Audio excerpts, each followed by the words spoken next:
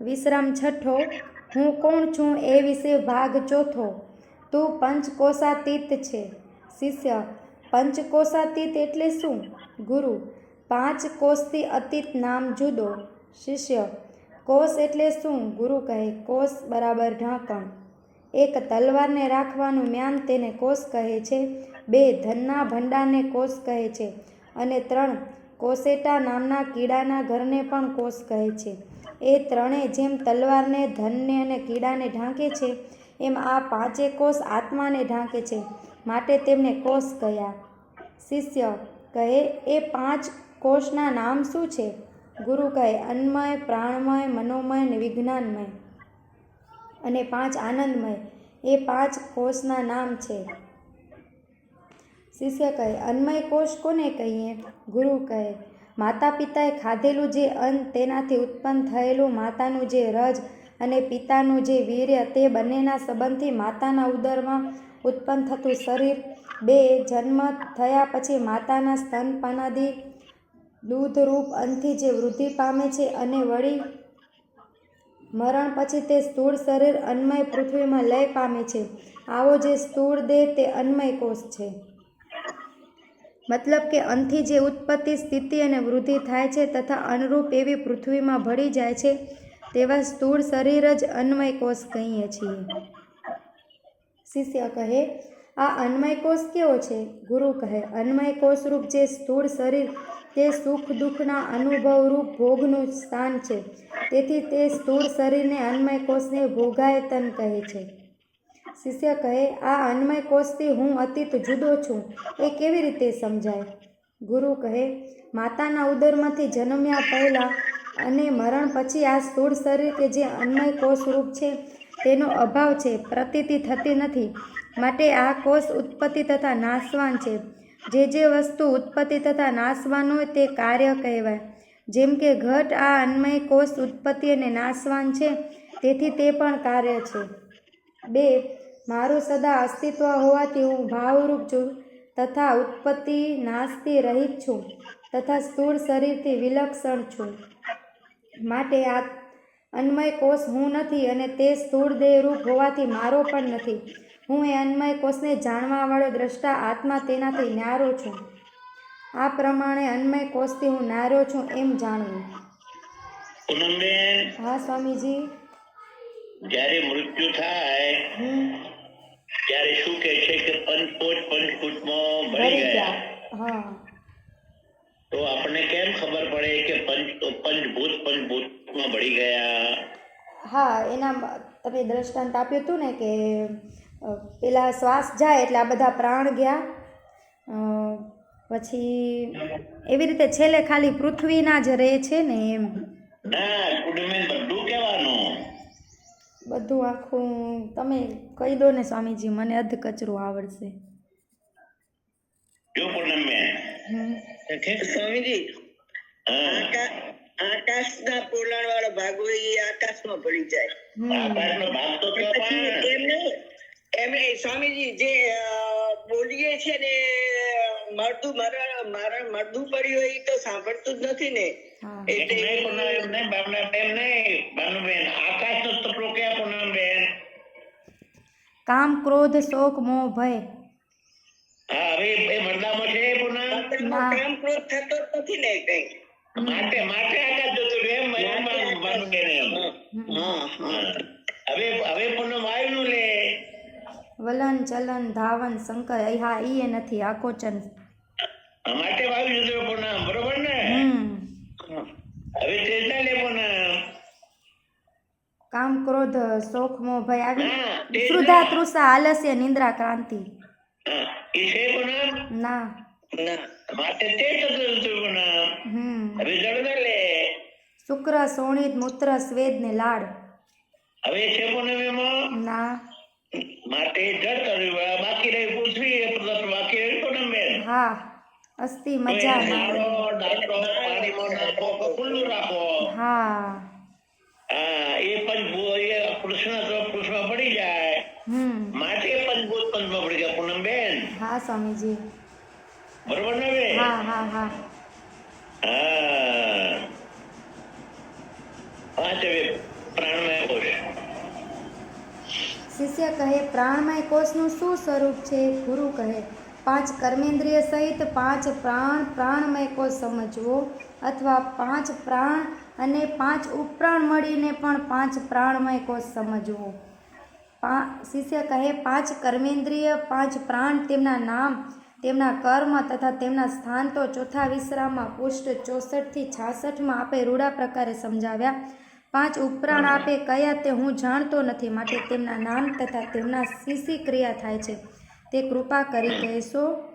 ગુરુ કહે નાગ, કુર્મ, કુકુલ, દેવદત્ત અને ધનંજય એ 5 ઉપપ્રાણ છે અને તે દરેક નીચે લખ્યા પ્રમાણે જુદી જુદી ક્રિયાઓ કરે છે. નાગથી ઓડગાર થાય છે, કુર્મથી આંખ મીચાય છે અને ઉઘાડાય છે, કુરુકલથી છીંક થાય છે, દેવદત્તથી બગાસું આવે છે અને ધનંજય વાયુ આખા શરીરમાં રહીને શરીરને પુષ્ટ કરે છે, મળદામાં રહીને તેને ફૂલાવે છે. આ વાયુને ધનુર્વા પણ કહે છે.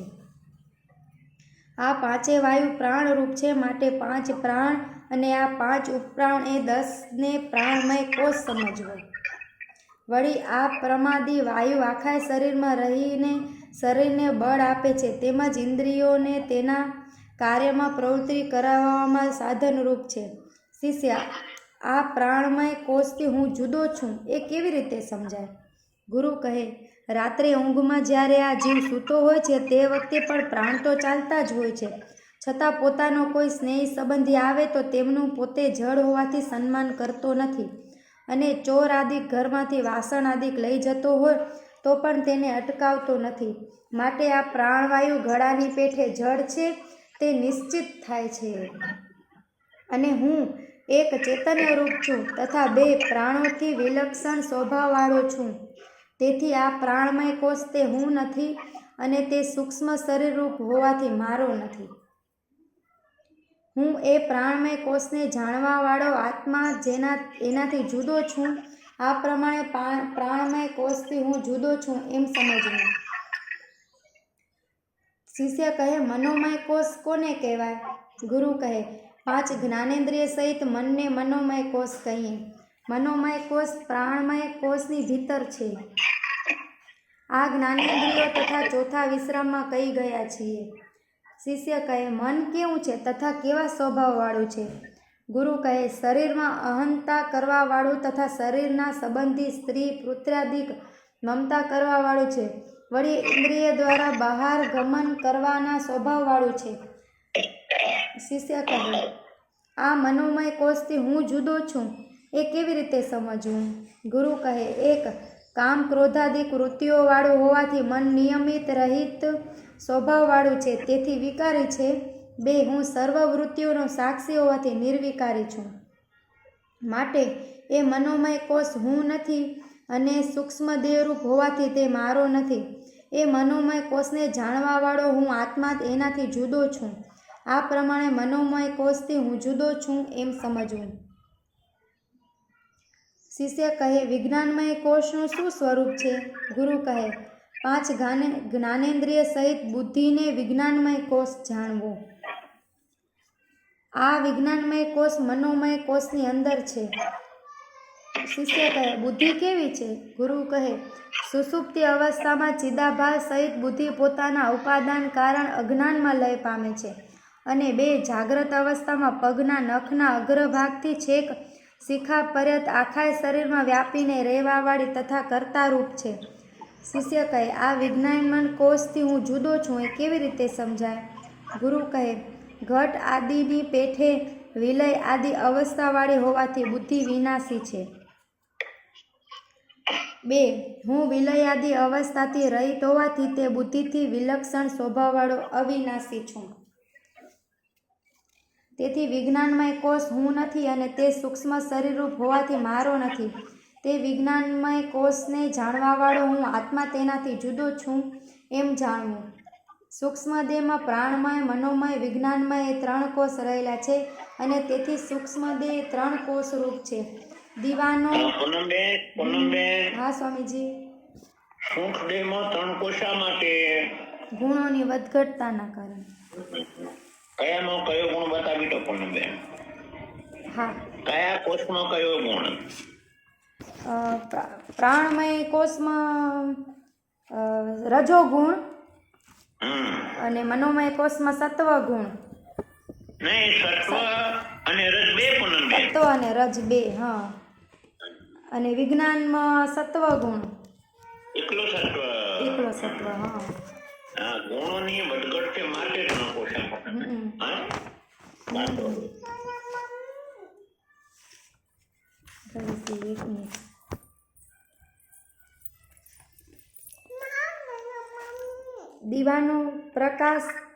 દીવાનો પ્રકાશ અને આકાશ એકરૂપ ભાસે છે છતાં ભિન્ન છે. લોખંડનો તપાવેલો ઘોડો અને તેમાં રહેલો અગ્નિ એકરૂપ દેખાય છે છતાં ભિન્ન છે. તેમ અંતઃકરણ અને આત્મા એકરૂપ પ્રતીત થાય છે છતાં ભિન્ન છે. કારણ કે સુષુપ્તિ અવસ્થામાં અંતઃકરણ ઉપાદાન કારણ અવિદ્યામાં લય પામે છે, ત્યારે પણ આત્મા એ અજ્ઞાનનો સાક્ષી હોવાથી તે જુદો ભાસે છે.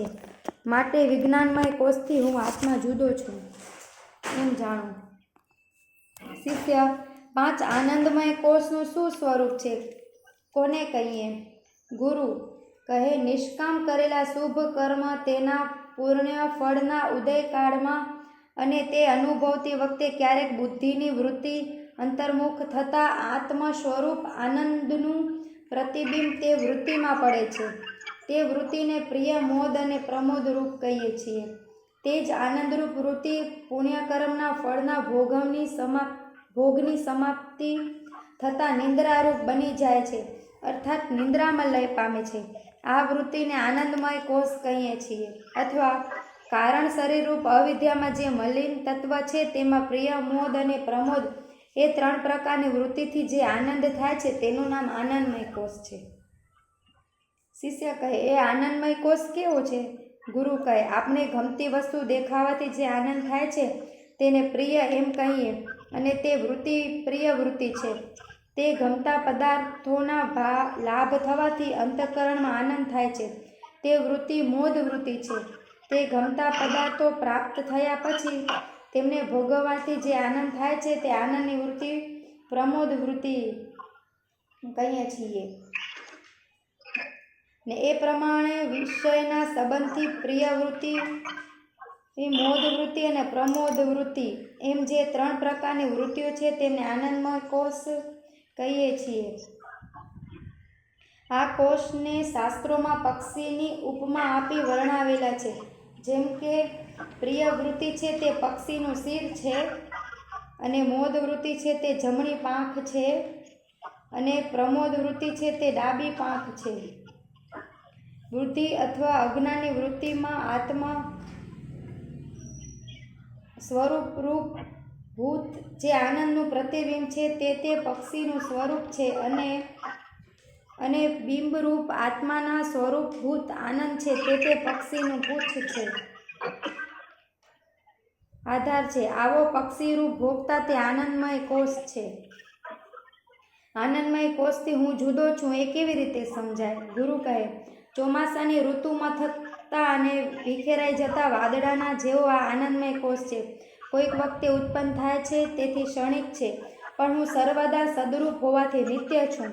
તેથી આ આનંદમય કોષ હું નથી અને આ કારણ દેહરૂપ હોવાથી મારો નથી. હું તે આનંદમય કોષથી જાણવાવાળો આત્મા તે કોષથી ન્યારો છું. આ પ્રમાણે આનંદમય કોષથી હું ન્યારો છું એમ સમજવું. શિષ્ય કહે, આ અન્મયાદિ 5 કોષો જે વિદ્યમાન છે તે આત્મા નથી, ત્યારે આત્મા છે કોણ? ગુરુ કહે, એક બુદ્ધિ અથવા વ્યષ્ટિ અજ્ઞાનમાં પ્રતિબિંબ રૂપે રહેલો અને 2 જેને શાસ્ત્રો પ્રિય આદિ શબ્દોથી વર્ણવે છે એવો જે આનંદમય કોષ છે તેના બિંબરૂપ કારણ જે આનંદ છે તે નિત્ય હોવાથી આત્મા છે. શિષ્ય કહે, આ જે 5 કોષ આપે વર્ણવ્યા તે તો અનુભવમાં આવે છે, તેમનાથી ભિન્ન આત્મા જેવું ક્યાંય અનુભવમાં આવતું નથી. તો આ 5 કોષથી આત્મા ન્યારો છે એ કેવી રીતે સમજાય? ગુરુ કહે, ભાઈ, 5 કોષ જ અનુભવમાં આવે છે અને તે 5 કોષોથી ભિન્ન જે આત્મા તે અનુભવમાં આવતો નથી. એ તે તારું કહેવું ઠીક છે, તો પણ વિચાર કરી જોઈશ તો સમજાશે કે જે અનુભવથી આ 5 કોષનું જ્ઞાન થાય છે તે અનુભવનું કોઈ નિવારણ કરી શકે તેમ નથી. માટે 5 કોષોના અનુભવ રૂપ જે ચેતના છે તે જ ચેતન્ય 5 કોષોથી જુદો એવો આત્મા છે. શું કહ્યું પૂનમબેન? શિષ્ય કહ્યું તો 5 કોષથી જુદો કોઈ અનુભવ આવતો નથી.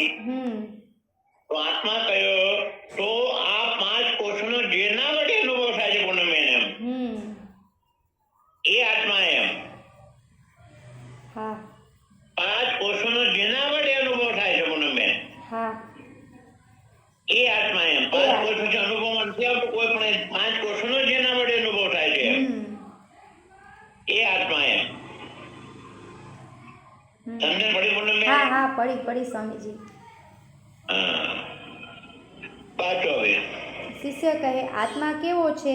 ગુરુ કહે અન્નમય કોષરૂપ સ્થૂળ દેહ, 2 પ્રાણમય મનોમય અને વિજ્ઞાનરૂપ કોષરૂપ સૂક્ષ્મ દેહ તથા આનંદમય કોષરૂપ કારણ દેહ એ 5 કોષો અથવા 3 શરીરોથી વિલક્ષણ સચ્ચિત અને આનંદ આદિ સ્વરૂપે આત્મા છે.